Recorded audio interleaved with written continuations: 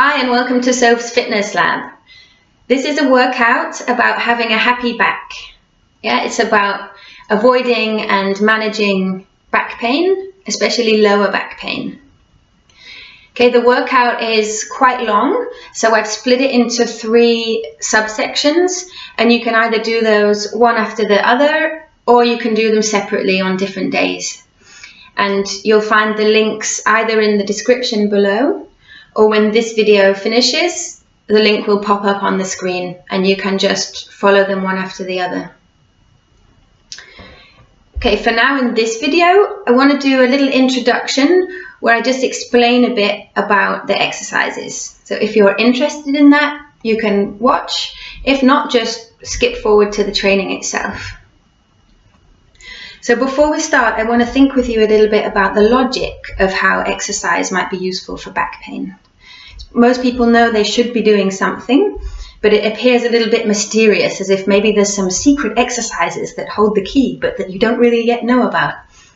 But if we take a logical approach to what's going on with the body, then it becomes really obvious which kinds of things you should do.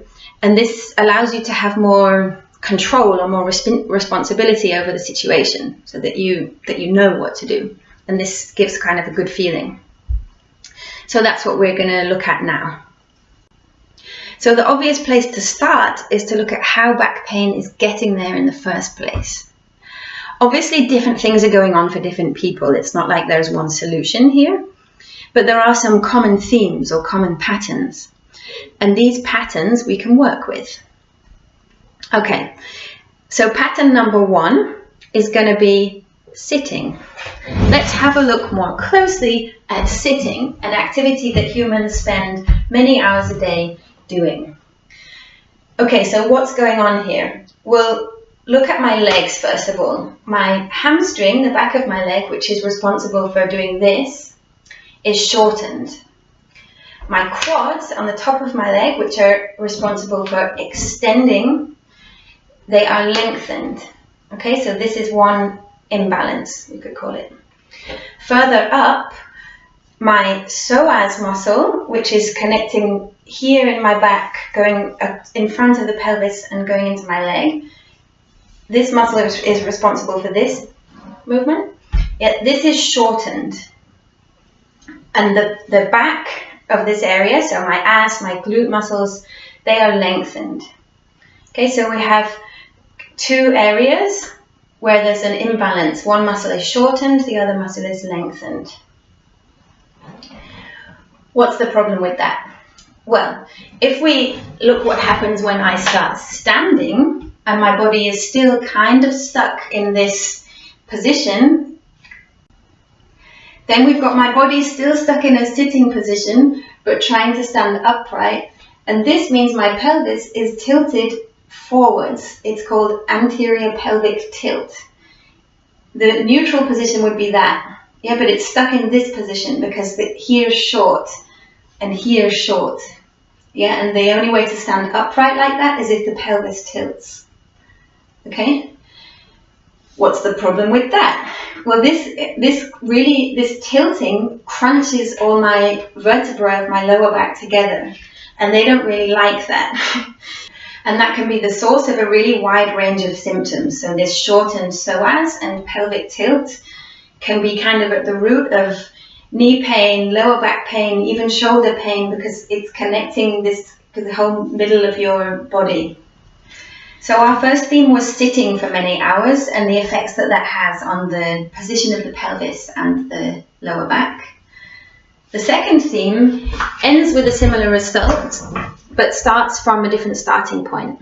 And that starting point is stress and anxiety, which are experiences that many people are also familiar with.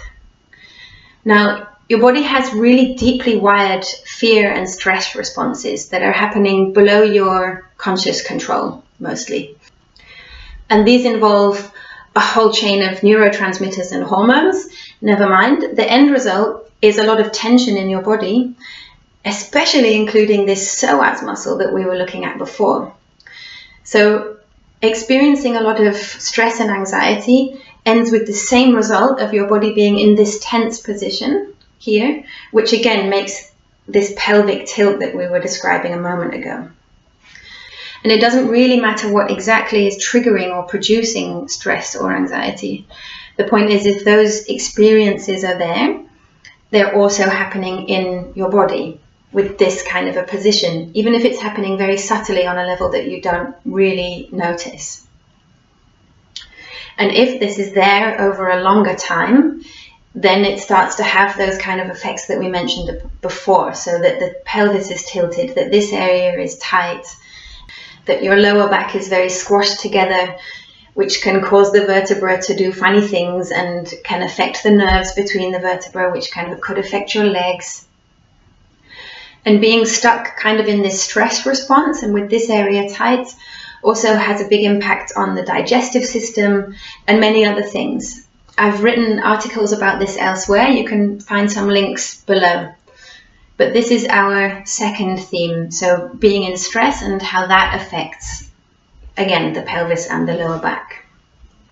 Our third theme then is about the muscles of the lower back and the deep abdominal muscles not being strong enough.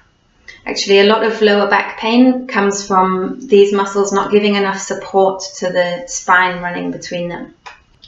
Now, these areas would tend to be not strong enough if they're not being used that much.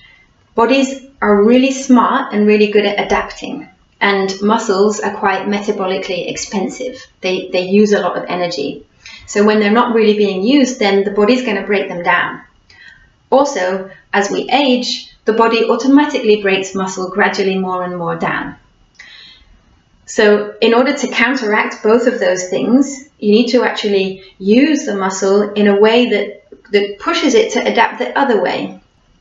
So you need to challenge those muscles, take them a little bit out of their comfort zone, and this is how they then adapt to become stronger or bigger. Okay, so far we have sitting and stress and what those things do to the position of the pelvis and the lower back.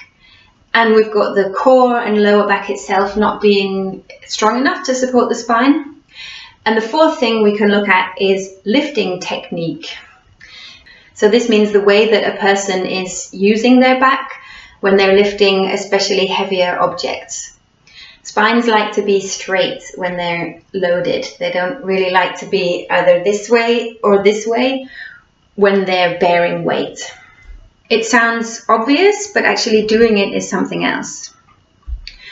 Okay, so we have these four themes, and these are all things that we can train with. How do we do that? Well, okay, we talked about a kind of weakness in support in this area.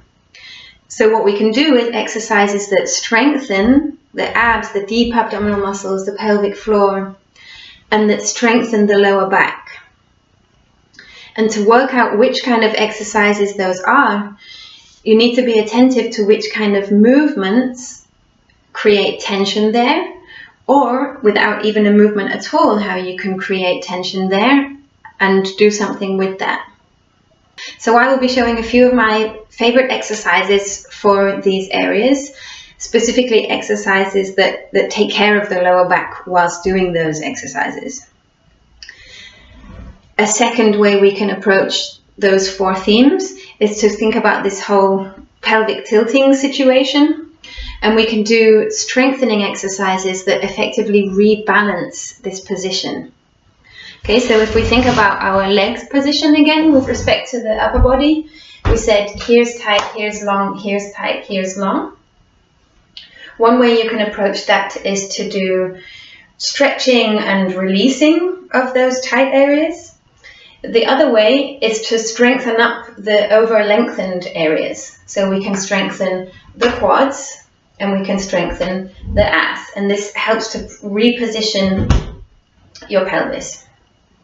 A third thing we can do is to work with attention of the position of the pelvis and kind of play around with changing this position and feeling how to do that and feeling what effect that has.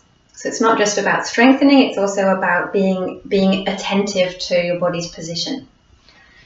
And a fourth thing we can do is to look at lifting technique. So the training will have all of those things in it. It's a longer set, which I would see as being really good to do once per week. Like I said, you can split it down into these 3 different sections, which you could do on different days. The first section is mainly focused on strengthening the glutes and abs. Second section is mainly focused on the abs. And the third section is mainly focused on the lower back. All 3 sections are based around 3 main exercises, which have a couple of variations, and 1 stretch. So they have a kind of common pattern to them. And in all of them, I'll explain what the exercises are doing, so which muscle groups they're working with. Okay, so I will let you get on with the training. Enjoy it.